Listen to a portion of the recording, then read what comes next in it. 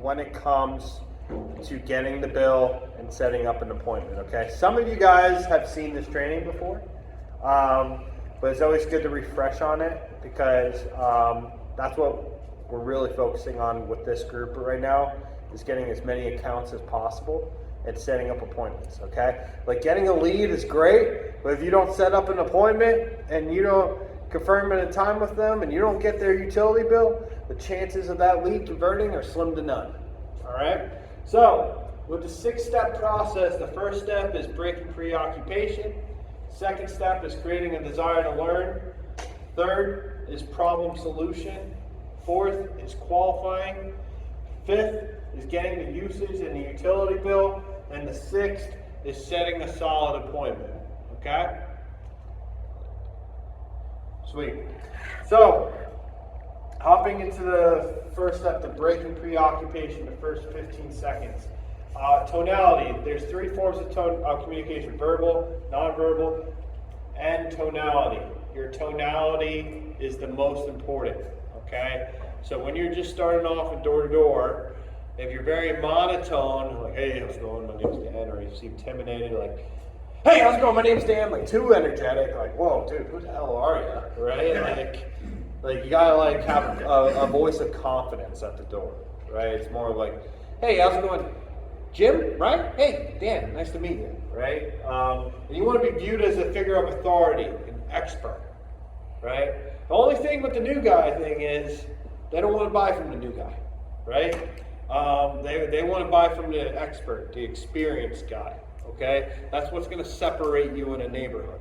There's a bunch of new guys going around knocking on doors, and they're like, who is this guy? This guy just started 2 months ago, and he's knocking on my door, and he's just a door knocker. You don't want to be perceived as a door knocker. You want to be perceived as a professional, okay? And your energy level wants to be a 6 out of 7. You don't want to sound salesy, okay? That's why I was saying with your energy level. Hey, how's it going, Mr. Jones, right? Hey, I'm Jimmy from the corner lot of used cars, right? Like, you don't want to sound like that, right? You want to have that voice of confidence, and you need to capture the customer's attention, okay? So that's why I always pound it, and on my octave, I'll be like, Jim, right? Okay, perfect. You know, and then I'll go into it. A lot of times, to be honest with you, you say the last name as opposed to the first name. You're a salesman, right? You're a friend when you bring up the first name. You're a salesman when you bring up the last name. I've seen a huge difference with that. Me too. You have? Call them the first name. Yeah. If you call them by the first name, And you keep saying it throughout while you're yeah, exactly. So like That's why I did that to you. Yeah. Really, Dad? Mind if I call you Dad? Yeah, exactly. Break that ice. Yeah, that breaks the barrier, breaks the ice, and also your first 15 seconds is huge. So also when I'm at the door, I'm not like this. Who's home? Hello. I'm looking at my iPad or looking at my phone. I'm like sort of like on my back. We looked at it as like a mailman, so they come to the door, right? So that's a big part of it too. So first 15 seconds, breaking preoccupation is huge. Also noticing things, right? Like if I see like somebody's from New York, like signs of life. that's they already opened the door, right? Like signs of life, that's prospecting. Like Dan saw this yesterday. Like I noticed in a lady's voice, she was from Long Island. So I said, "You from New York?" And she was like, "Yeah, I'm from Long Island." I'm like, "Oh, no way, I'm from Long Island too." And we started talking, got her mind completely off of, I was the solar guy, right? So you're looking for different little things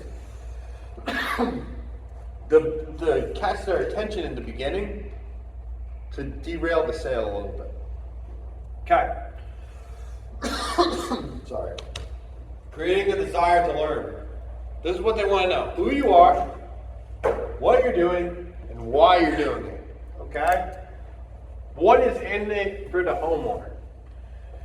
Whoever is asking the question controls the conversation. If you want a two-way dialogue, so a lot of guys mess up in the beginning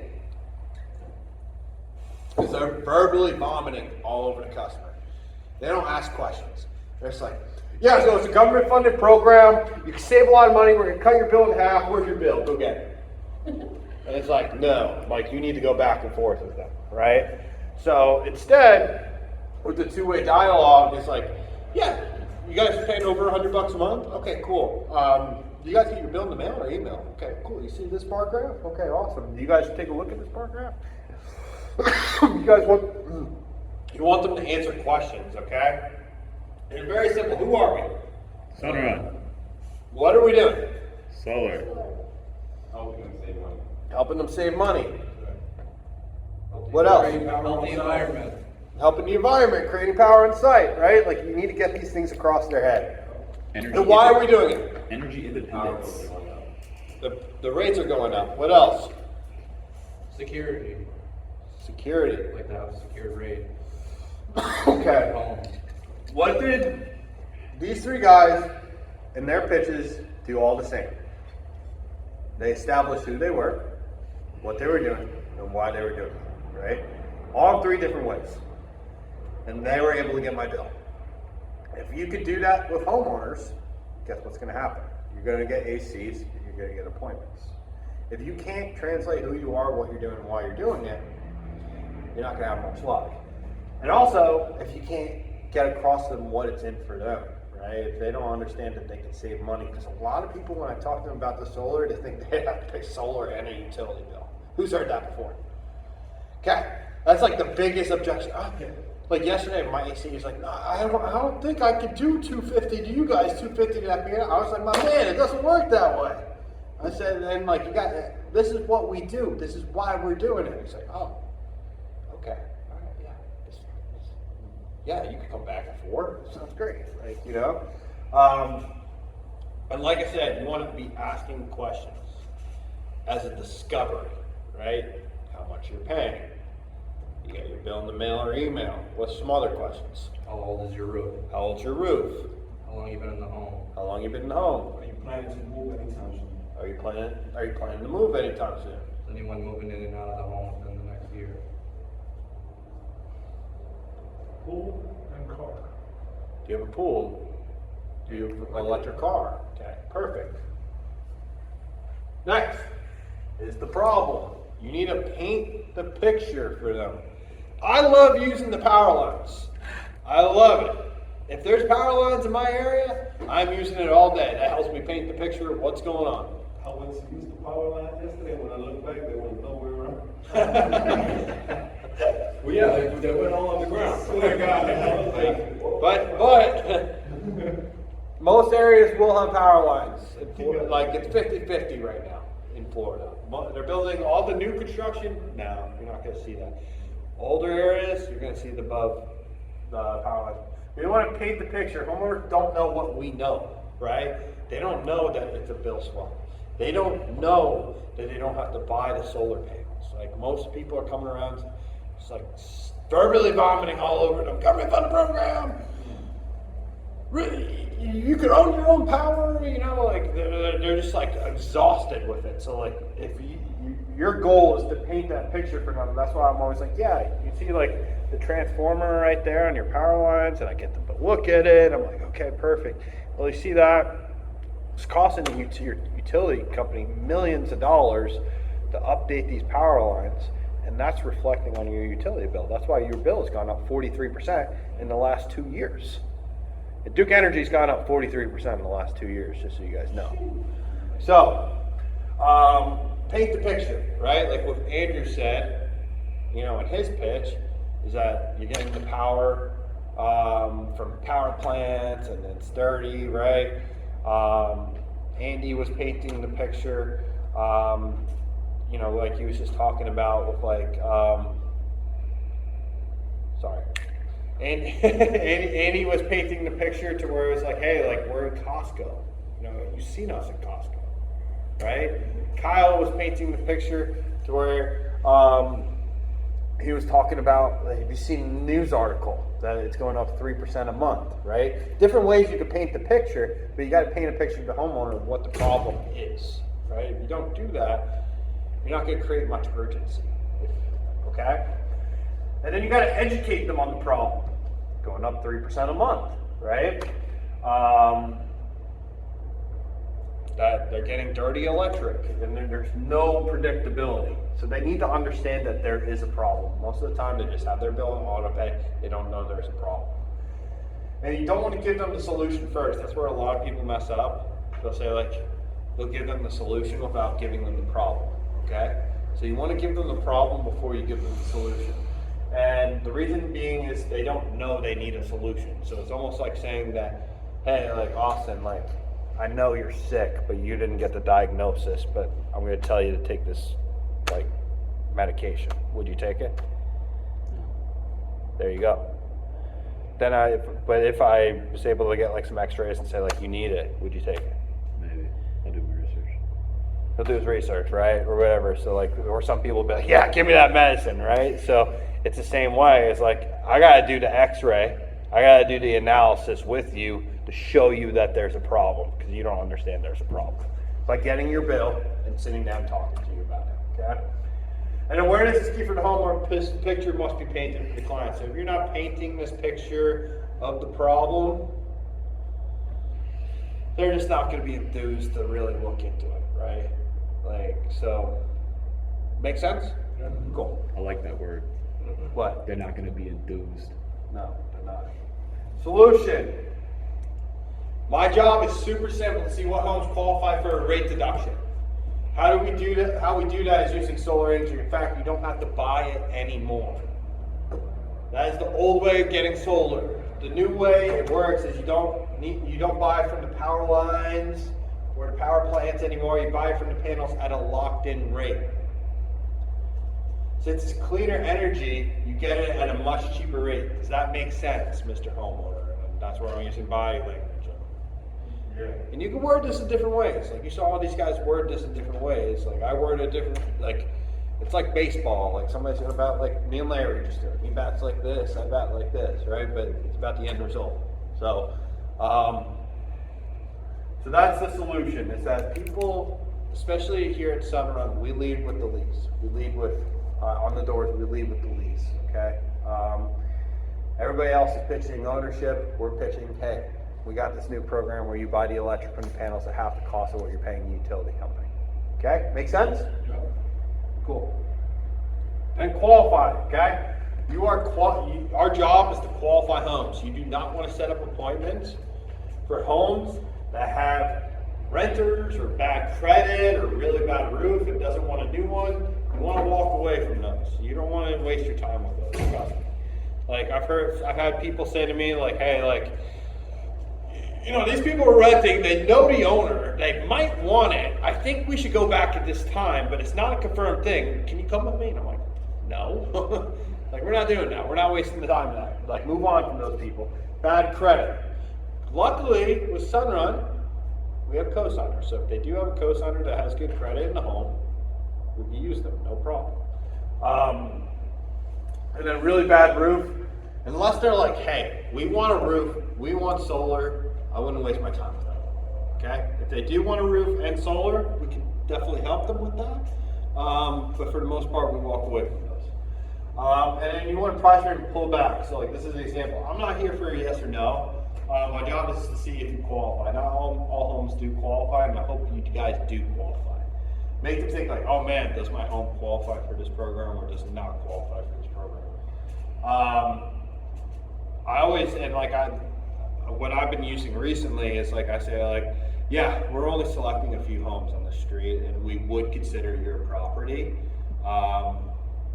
You know, we just need a little bit of information, okay? So, Can you say that one more time? sure. We're only considering a selected few homes in this area, and we do want to consider your property for this program. My job is to actually select which homes we're going to, choose for this specific program. Been working a lot for me recently because, like, they feel like, oh man, they feel like special almost. Like, oh man, do we qualify for this or would we not qualify for this, right? So, okay, cool. Next is get usage and bill. I would always get like a visual on your iPad or on your phone of a 2K, whatever your utility company is in your FPL, OEC, whatever it is. Okay? And then also like what Kyle was saying with like 3% going up, like get that article ready. Like show them that article, right? Like have like different tabs open on your phone or your iPad or wherever it is. The more visuals you can show a homeowner, it's like, man, you're giving them all the ammo. Like they're ready for it. You're full on proof. So ask them if they get one of these in the mail or email for the bill. Okay. So that's always like a question you ask at this point. You get your bill in the mail or email. Explain why you need to use this to build the design. So I always say like, hey, like you see this bar graph on the bill? Okay, perfect. The reason why we need this bar graph is so we see how much electricity you guys consume on an annual basis. That's gonna be how we're gonna be able to determine how much panels we would actually have to put on your roof. Okay, and then you can do a multitude of things. You can ask if the meter is on the left side or the right side. You can ask if they have a 100 amp or 200 amp panel. So some people use the meter, some people use the main panel. Okay, so for the most part, I'll use the meter. I'll be like, yeah, is your meter on the left side or right side? Okay, cool, guys. Make sure you have the most updated meter. You go grab that bill real quick. I'll be right back. Okay, so then I just walk away. They're going to get their bill. Sometimes it can be more of a hassle to get into the home to check the main panel. It's usually in the garage here in Florida, like 99.9% of the time it's in the garage. So if you see their garage is open, maybe you say, hey, can we go check that main panel, see if you have 100 amp or 200 amp to see if you even qualify for this. So that could be another thing that they're not used to hearing. Okay, so setting a solid appointment, part 1. They need to know it's solar, okay? They need to know it's solar. You do not want to set up an appointment and they have no idea it's solar. I've seen it time and time again. Somebody asked me to go to an appointment for them. I get to the appointment. I'm like, hey, I'm Dan. So this is solar? Yes, this is solar. So yes, it has to be solar. 2, you want them to know it's going to take about 30 to 40 minutes. A lot of guys say, hey, I'm just dropping off a report or it's going to take 5 minutes. Don't do that. Like they need to know it's going to be taking like 30 to 40 minutes because the intent is to sign them up. And 2, you want to option close them. Data shows 3 or more options. They get analysis paralysis, so like they get confused, like, oh my gosh, too many options. Or one option they feel like they're being controlled. So like that's what I was saying. If you ask like mornings or evenings, okay, and then do you have tomorrow 2:30 open? And they're like, no. And it's like you got to pivot. You know, that's why you want to give them 2 options at that moment. So then they're like, oh yeah, I'll pick that one. That one works better. Right? They're going to pick one if you give them 2 options. If you give them 1 option, they might not pick it. Data also shows if you do it more than 3 days out, they have a much higher chance of not sitting with you. So if it's a Thursday and you schedule one on a Monday, higher chance they're not going to sit with you. Sometimes they do, sometimes they don't. So you want to schedule it out a day or 2. So when I'm giving the 2 options, I'll be like, yeah, this tomorrow or Thursday at 10 a.m. work better for you, not next week. Okay, make sense? Loss of interest, life happens, and they probably have forgot about you at that point. Like honestly, like I just see, I'm a new homeowner here in Florida, and I have guys come to my door all the time about pest control, like all these different things. And like I forget, I'm like, yeah, come back. I'm that guy telling them to come back next week, seeing if they'll overcome it, just see if I can hire them. Just to be honest with you.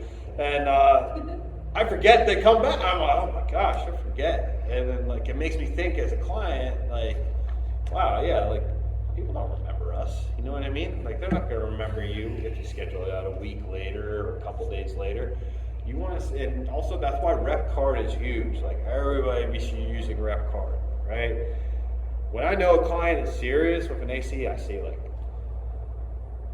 Jerry viewed my business card 3 times in the last 24 hours. I'm ready to go close that guy, you know?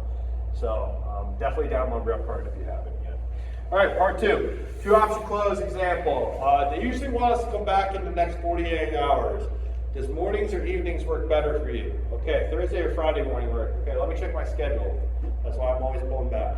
Yeah, let me check my schedule. Yeah, I want to see where I can fit. Okay, does 9 a.m. or 10 a.m. Friday work best for you?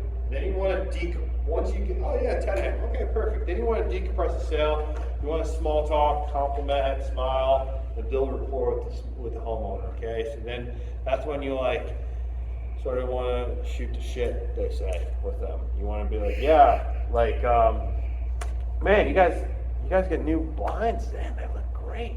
Awesome. When did you guys do that? I gotta go check it. Me and my wife gotta look into that, you know, or, oh, you got a new car? Wow, that's a sweet car.